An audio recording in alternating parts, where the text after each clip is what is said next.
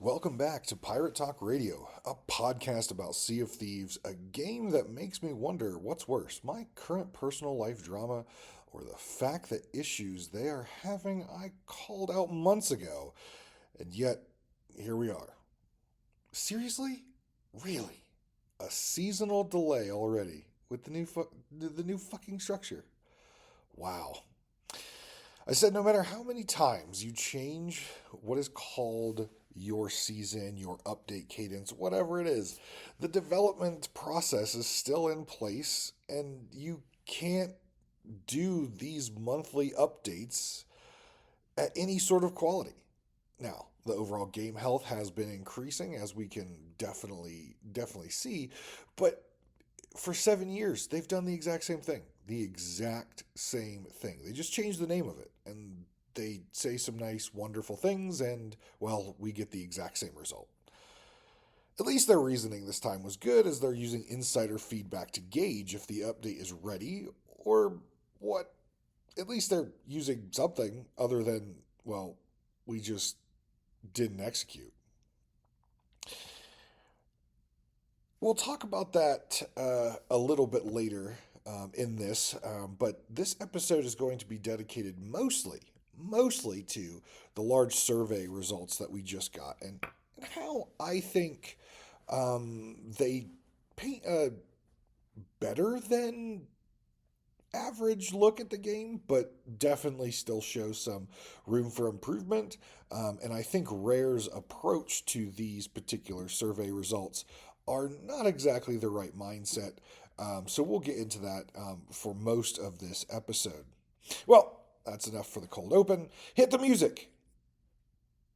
Wait, no, I'm not even in my studio right now. In fact, if you're watching on YouTube, you're probably not seeing me at all. And that's because, well, I'm in Salt Lake City, Utah for an Extra Life event. As many of you know, I, for 12 years, have helped raise money for local children's hospitals, and I was invited out to Salt Lake City, which is where their corporate headquarters are, to participate in a weekend event here to network and celebrate the year of Extra Life we had this year. So that's where I am. Yeah, so if the audio sounds weird on this, that's why, because I'm not with my normal microphone. But I wanted to get this episode out and make sure you guys got a hold of this. Since the last episode, Rare has put out several videos, including a dev update, Sea of Thieves news, and the latest installment of the Sea of Thieves podcast. The theme across all of them was a giant survey from the results, or from a survey results they got from season 16, where they reached out to players to get firsthand feedback on how they feel about season 16 and the game in general. Did you miss the survey? Because I know I did. To get this survey, you had to be an insider. I am. To get this survey, you also had to be opted into the email communications. I checked after they announced this, and of course, I am getting email announcements, or so their website claims. So why didn't I get it? I don't know. Why didn't you get it? Not sure. But that's not like the major issue here. My major issue here is they keep saying transparency, transparency, transparency. And though this is much more transparent than Rare is normal, and I have to give them props for that, it is not that transparent because we don't know how many people took this survey. Obviously, they've asked insiders specifically. You have to be part of the insider program to get the survey. But uh, it was just kind of a bummer because they paint this particular survey as a net that gets active players. They kept saying among active players, this was the rating they give. And it's really not that true because if you're not an insider or you're not signed in for email things, you're not getting the survey. To be honest, I don't know how many people are actually insiders. I don't know how many people actually got the survey. It was never told to us. So is this really a good indication of the overall player base? Now, it is something. It is something. Rare has never done a survey at this scale, but it would have been nice to know how many people actually did the survey. However, on November 4th, Sea of Thieves' official X account posted how to sign up for these surveys with a link. If you're curious about making sure that you have all the parts required to potentially get a survey in the future, even though I didn't. Make sure you go over and check their Twitter account and make sure you get this done because there are two more surveys announced in the coming weeks. One to dive into some more specifics on the feedback from season 16, and then, of course, the season 17 survey once the season is concluded. We'll get into the dev update in a few minutes because there are a few bits of interest that I wanted to talk about. We won't talk too much about Sea of Thieves news, but I'll give you some updates on some dates that you should probably be aware of.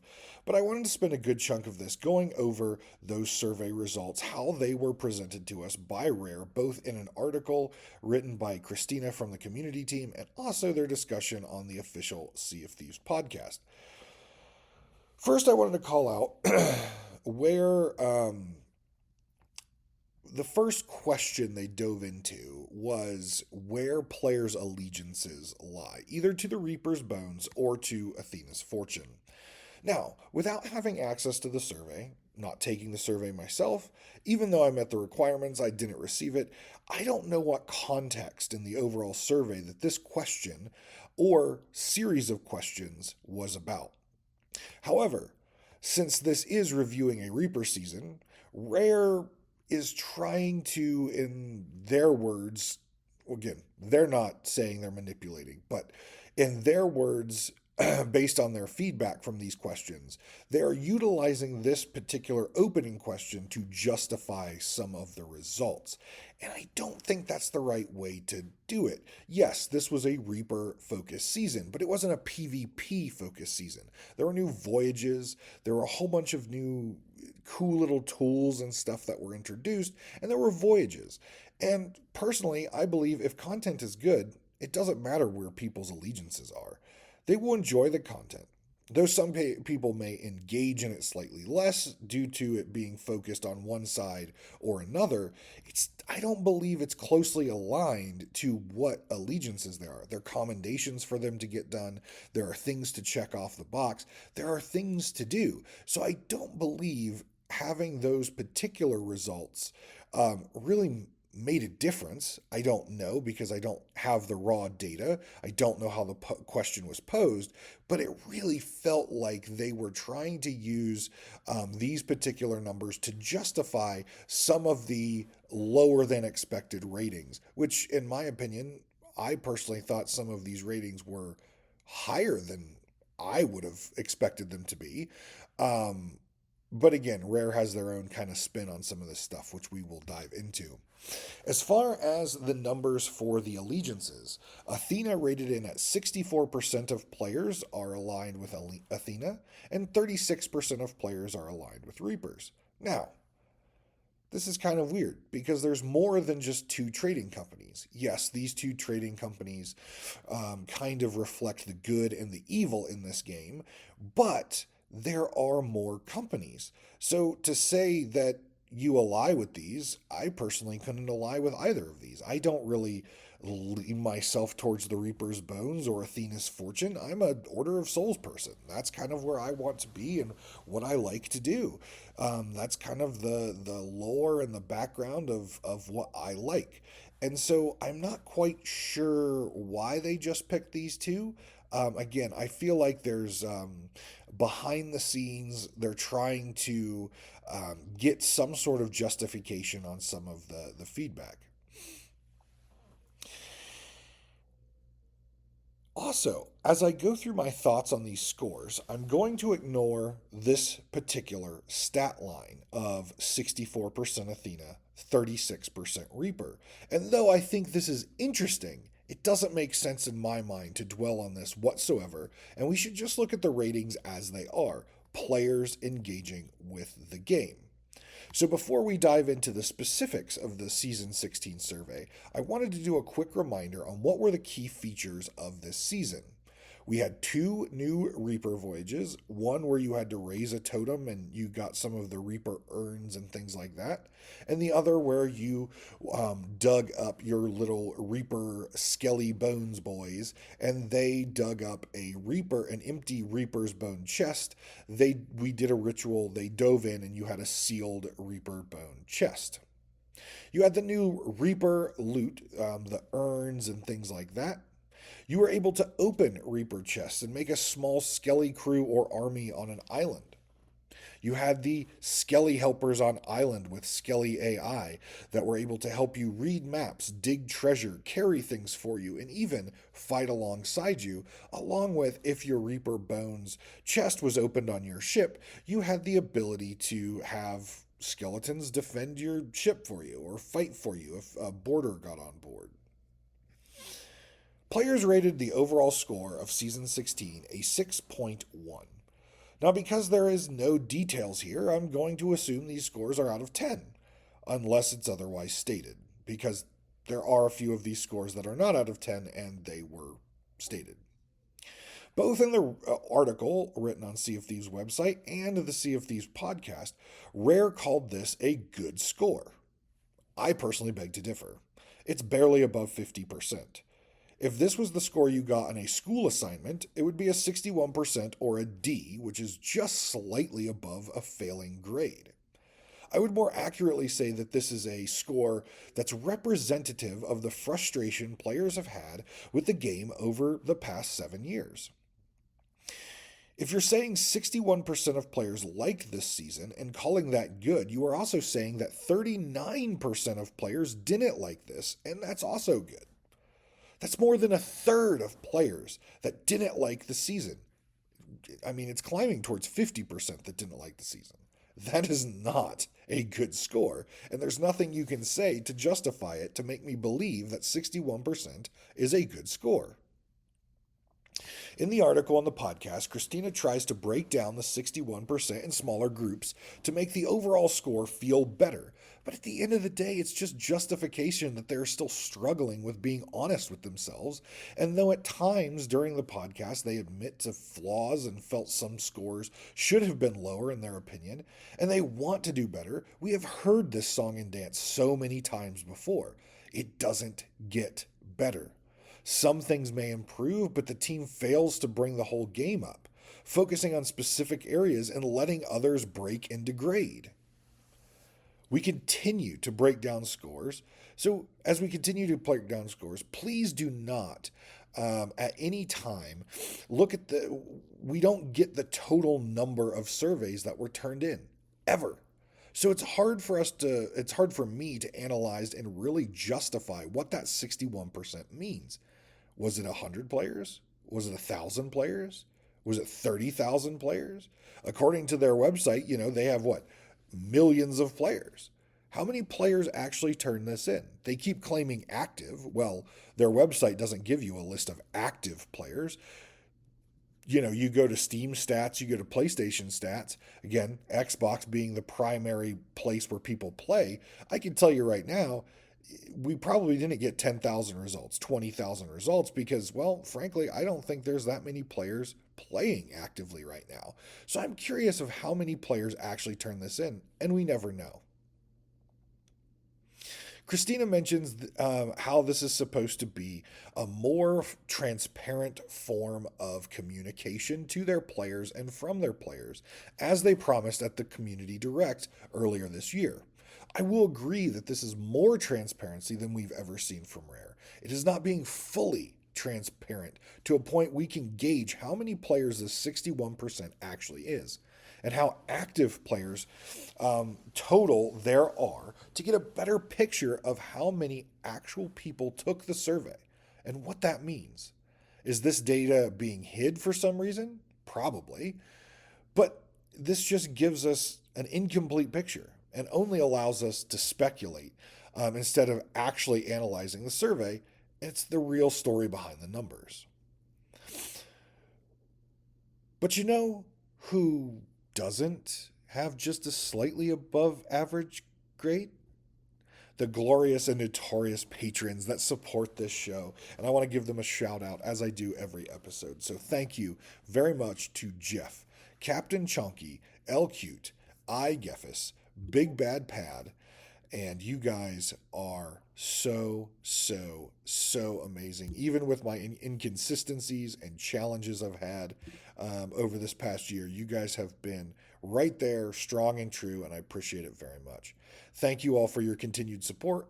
I really do appreciate it. And if you would like to become a patron and support this show, go over to patreon.com/DavramTV and you can use one of the subscription options. They start as low as $1 per month. And pending the tier you select, you can get exclusive perks, including receiving episodes up to a day early, merch, and holiday cards from me.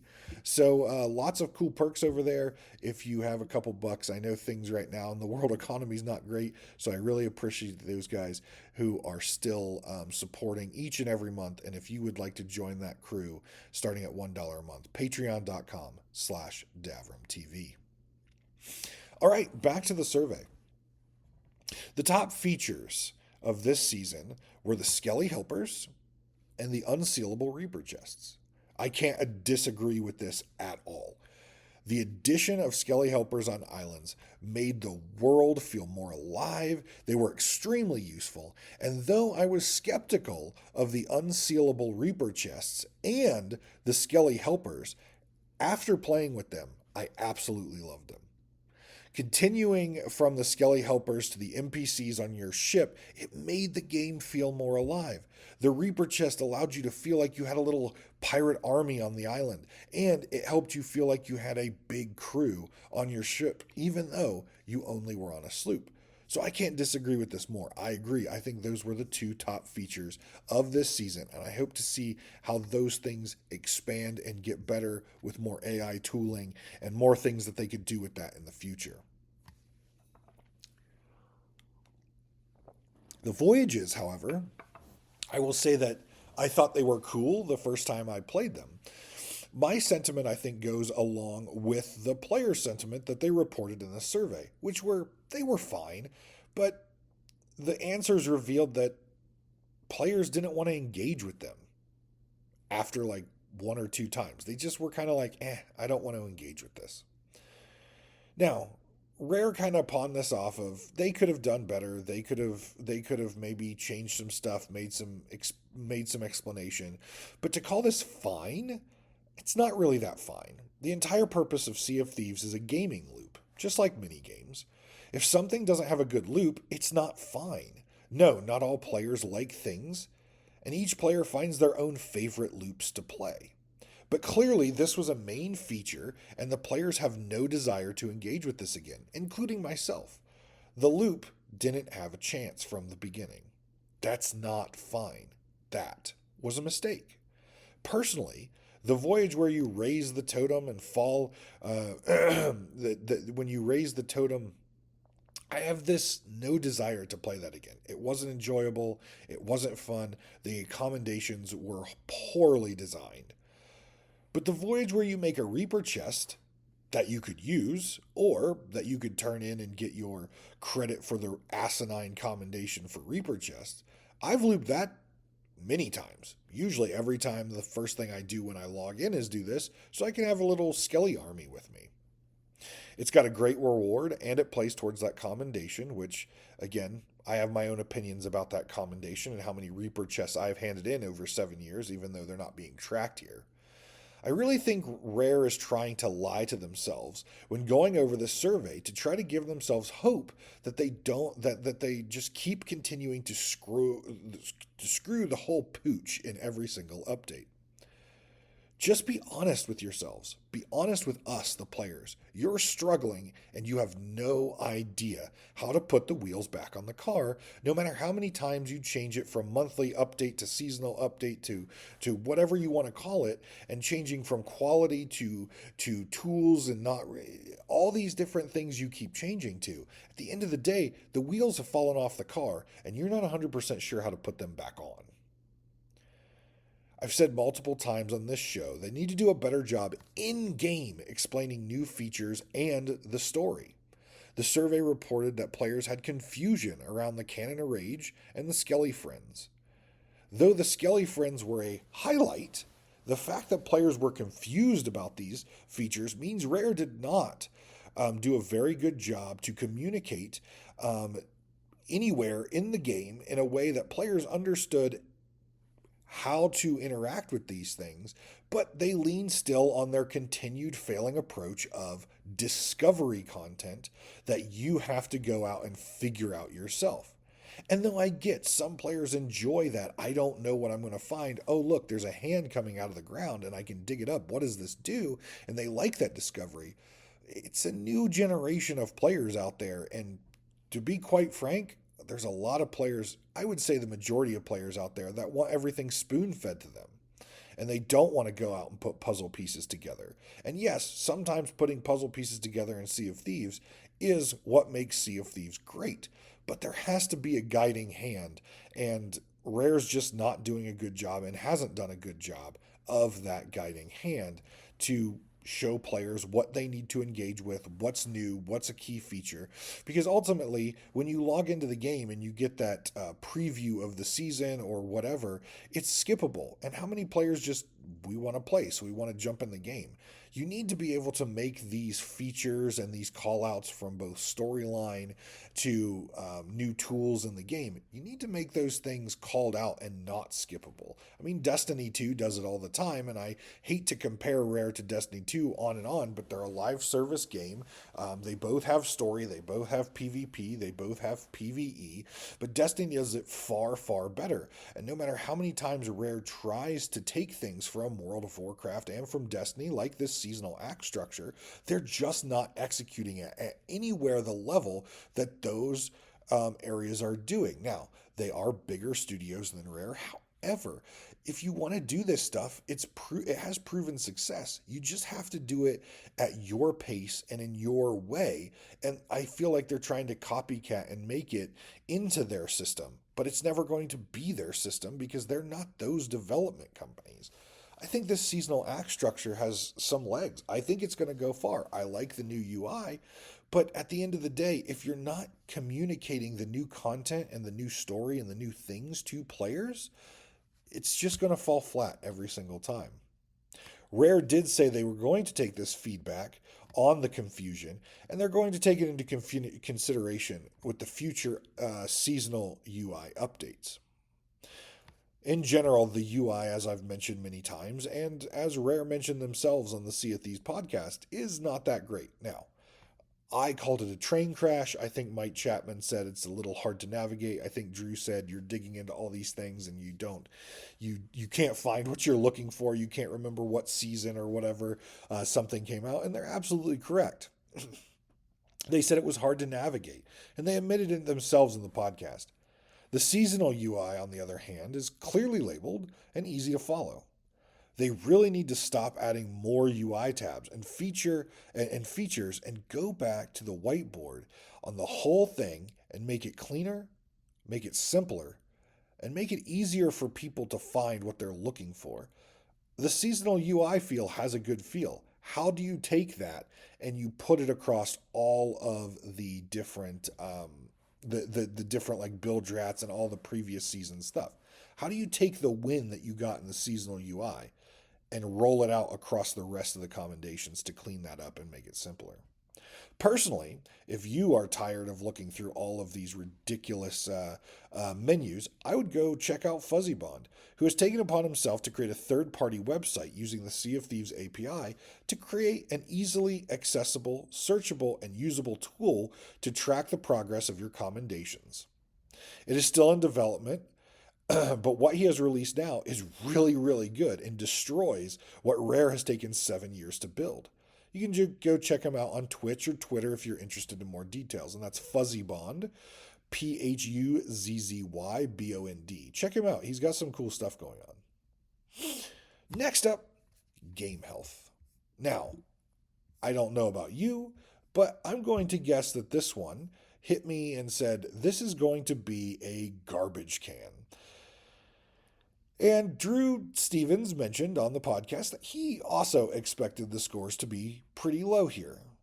3 out of 5, or 60%. Basically, the same as the seasonal score. Just above failing, but I was expecting, and so was Drew, to be closer to 50% or maybe even under 50% because of the issues that continue to plague the game that can't be fixed for long periods of time. However, We are seeing a boost in overall game health and server performance. And maybe, since this survey came out in season 17, and we've seen a season over season increase and improvement in the game health and server stability, maybe that played into this survey.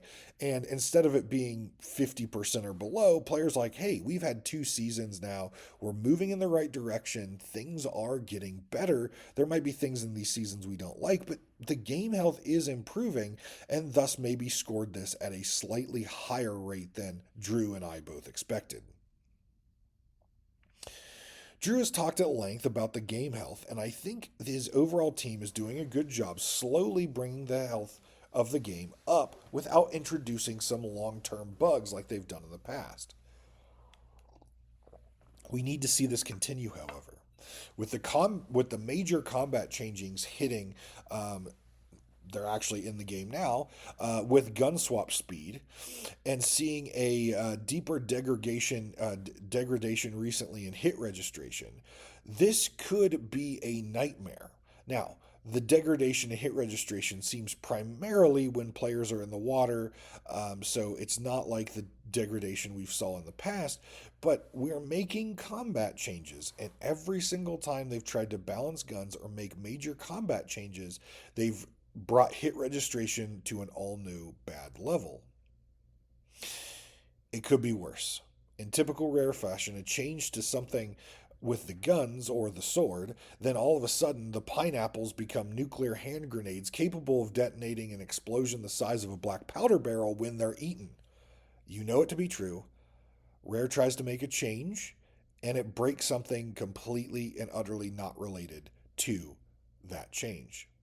You all very know that that's possible with the spaghetti code of Sea of Thieves. But don't worry, the community team will be right there to tweet all the clips and pics and the giggles of how funny it is and how only Sea of Thieves can, provide this quirkiness and this funniness and this goofiness.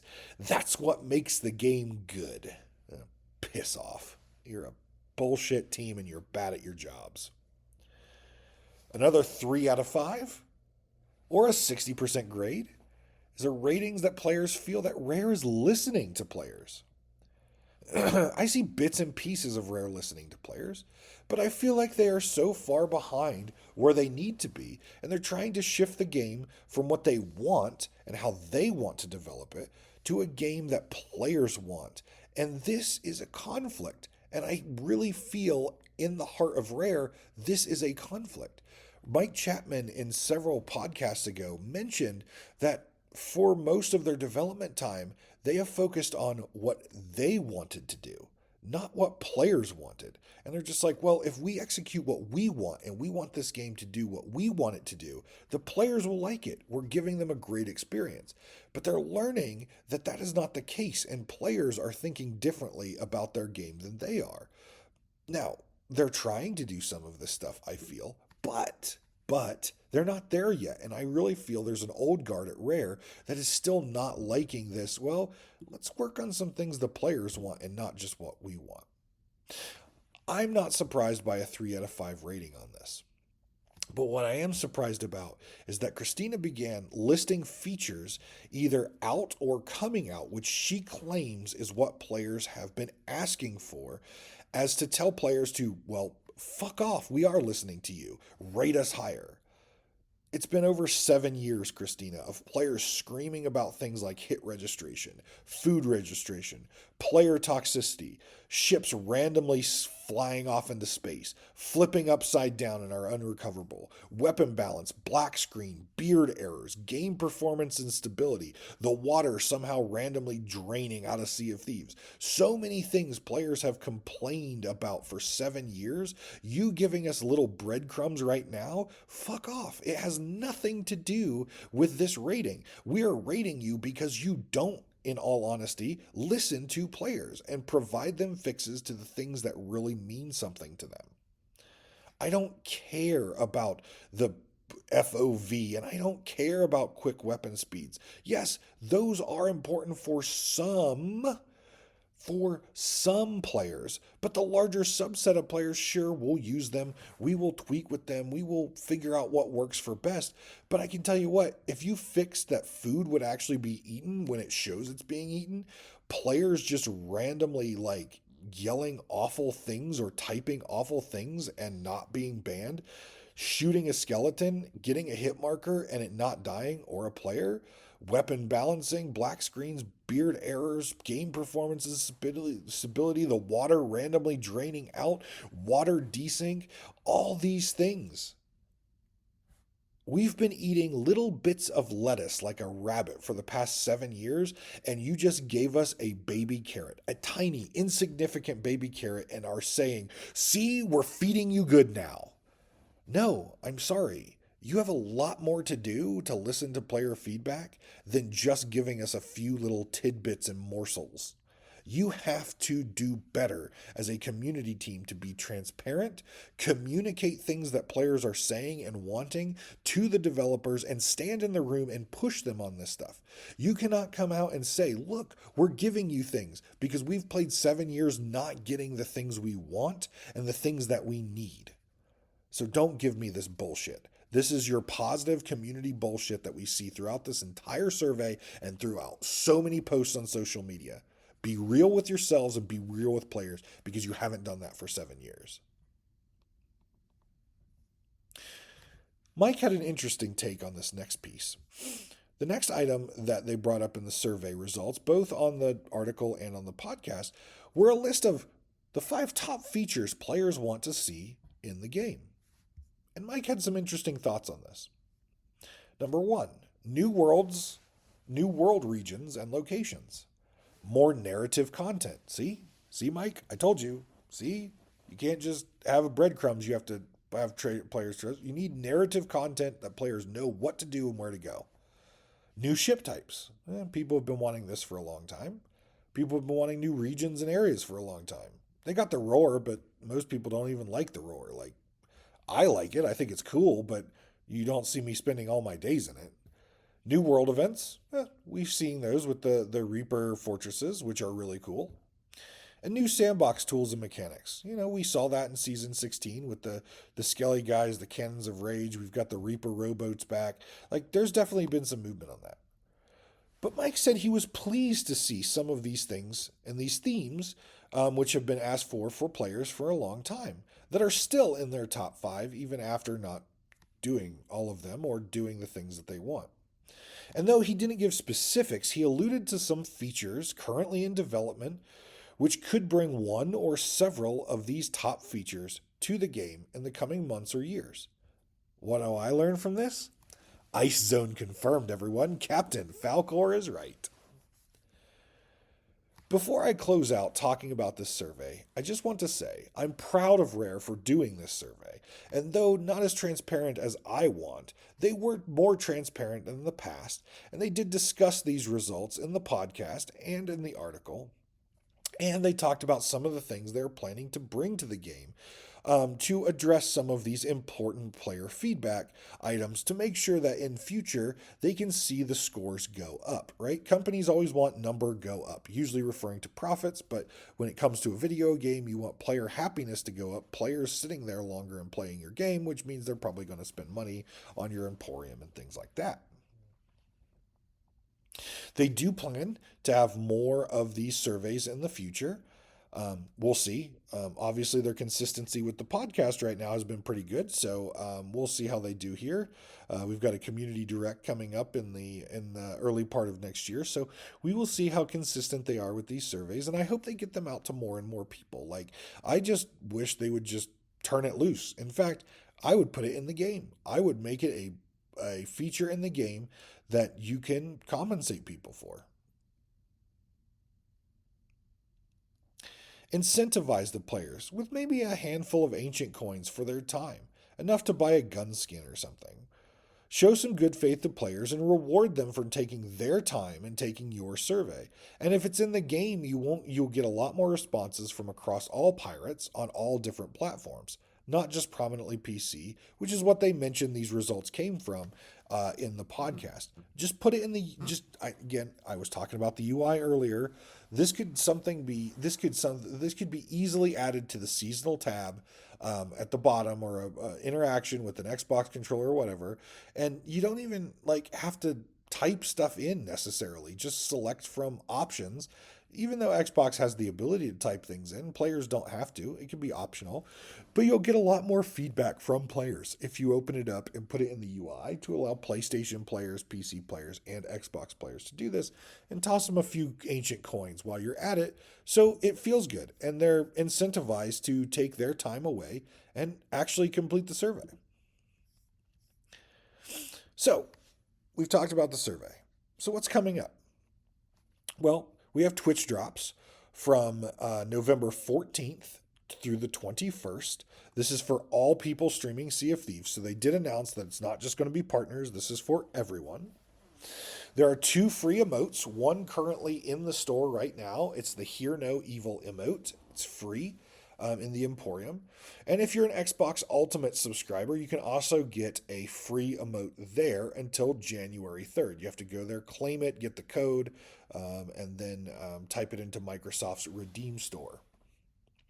They also announced and showed off a really cool new weapon and ship set. It is the False King set, and it is absolutely badass. If you've known me for a while, I don't change my pirate. I don't change my ships too much. I really like the black and green obsidian sets, and I've worked really hard over 7 years to get all the bits. Well, I might be changing some of my stuff because these weapons and this ship set looks absolutely gorgeous. It's got skulls and pointy bits, and it's green and it's black. It just, oh, it complements the obsidian really well. There's going to be some mixing up of some of my ship designs on this, and maybe even some of my weapon designs as well that I use on my character. But I talked to Captain Logan earlier this week, and he, of course, showed me pictures of these things, and I'm just like, oh my god, take my money. Which I haven't been putting money into Rare. I don't call it a protest or whatever you want, but I used to buy everything out of the Emporium as it released, spent hundreds of dollars on Rare. But them proving that they can't fix the ship, they can't write the ship, they can't patch the holes, I'm sorry, I'm not going to spend money on you. Now, I have bought the plunder passes if and only if I get to 100 in the seasonal pass. I think I've missed it one time. And then if one or two things come up, I might throw some money at them. But compared to what I used to spend, nowhere near. But I will be getting the False King set 100%. I don't care how much it is. Take my money, tap my card. Just, I need this. Those are two teams. I was telling Logan, this just popped into my mind. I was telling him the two teams that I don't think I've ever criticized on this show is the art team and the music team. The art team, though some of their things are goofy and weird and out there, they always execute really well with beautiful art. And the music team just always executes with just outstanding music, led by Robin. It's just, oh, I can't. I've never been able to find a chink in those two teams' armor, and it's awesome. I also apologize for my nose being stuffy. Salt Lake City, if you all are not aware, is in a desert, and so the air is 100% ridiculously dry. So, like, I've got cotton mouth, my nose is just, my sinuses are clogged and everything. It was not good sleep. I got like 4 hours of sleep last night, and I'm like, well, I've got a couple hours before breakfast in this event, so let's get this recording in because I finished the script yesterday. And well, you can hear in my voice and my nose and everything. Yeah, it's a struggle bus. I'm probably gonna go walk outside and get some cool, fresh morning air here, and after I finish this and start the upload, just to maybe open my head up a little bit.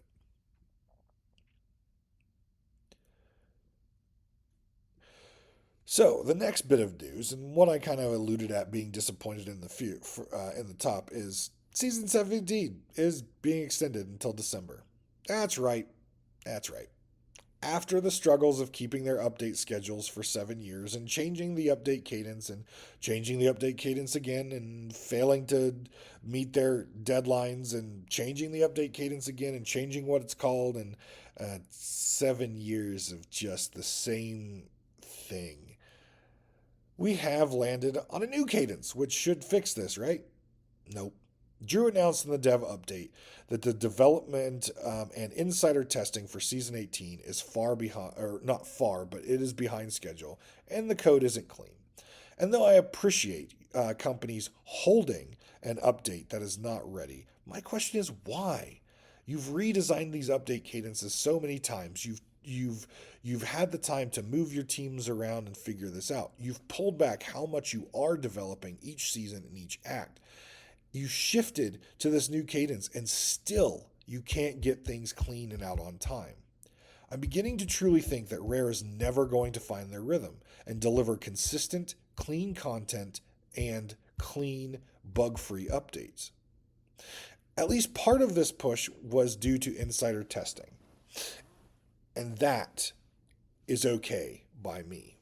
Insiders are there with the new revamped program to test these things and make sure Rare gets player feedback before things hit the wild. So the fact that he mentioned that insider testing is not showing very well and is behind, that is an approach that I can accept. What I can't accept is that we're one season into this new approach and we've already got a delay. Like, you really need to think about what you're cutting, what you're biting off, what you're chewing, how much lead time you have to do these different things. And I know your team is small, but you got to scale to your team. I feel like you're still trying to bite off more than you can chew.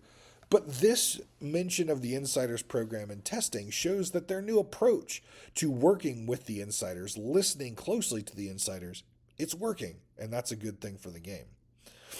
So we are extending Act 3 for another month, which means more Mega Stashes, more Reaper Fortresses, and I absolutely love it.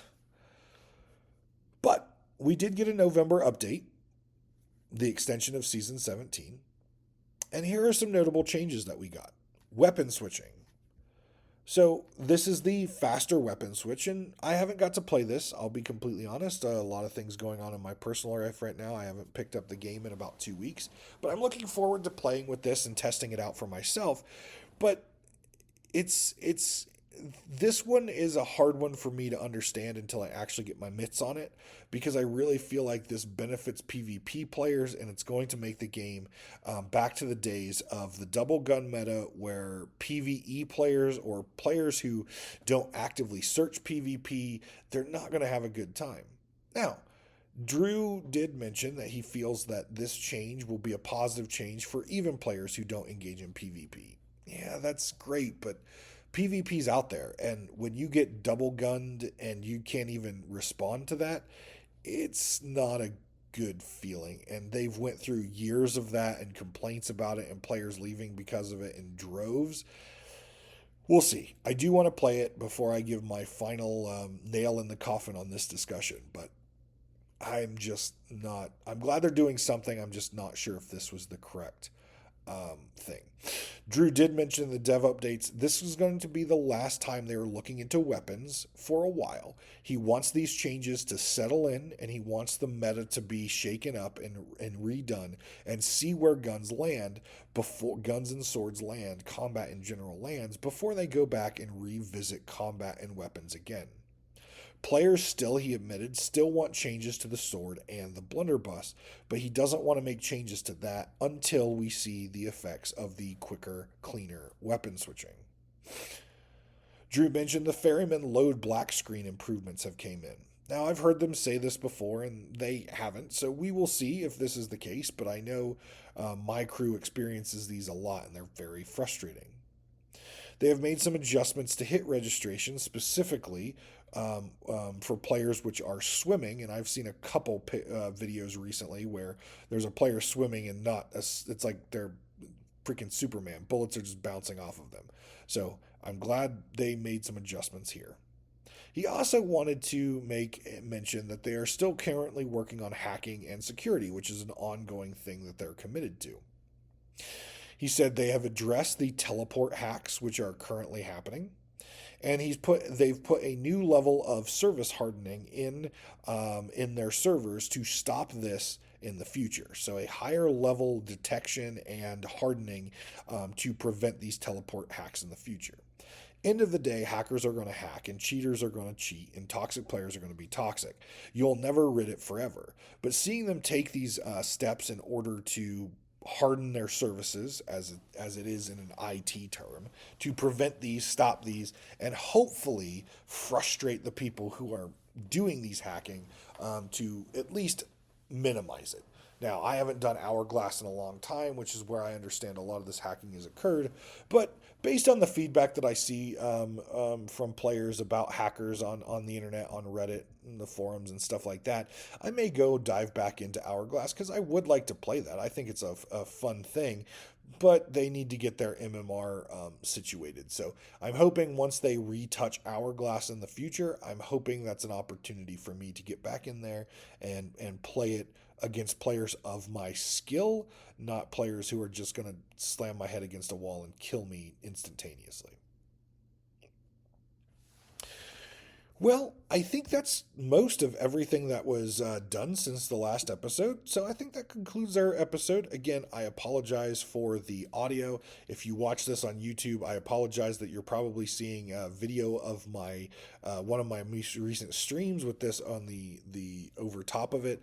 I do apologize for that, but like I said, I am very much trying to get back on a consistency with all the personal struggles I've had over the past couple months, and I just needed to finish the script and I needed to get it out as fast as possible, and I had to travel, so this is how it is. So again, appreciate you guys' patience, appreciate you guys' love and support, but yeah, there's a lot to talk about in this episode. And no, it wasn't as long as other ones, but there was a lot of things to think about and a lot of opinions that I had about it. So it was difficult not being in the studio. I'm in this very uncomfortable chair with this horrible, heavy marble end table, side table that my laptop's sitting on while I'm talking at it and hand gesturing, but no one can see it. And well, it just turned to 5:47 a.m., so I'm hoping me rambling for the past hour did not piss someone off in the rooms next to me, but whatever. I've got work to do, and they can sleep tomorrow like I am. Anyways, it's just felt off. Let's just say the past 2 weeks and the past couple, yeah, it's been off. But we did it. We got there. We got through it. I hope everyone is well. Please take care of yourselves and each other, and I will see you next time on Pirate Talk Radio.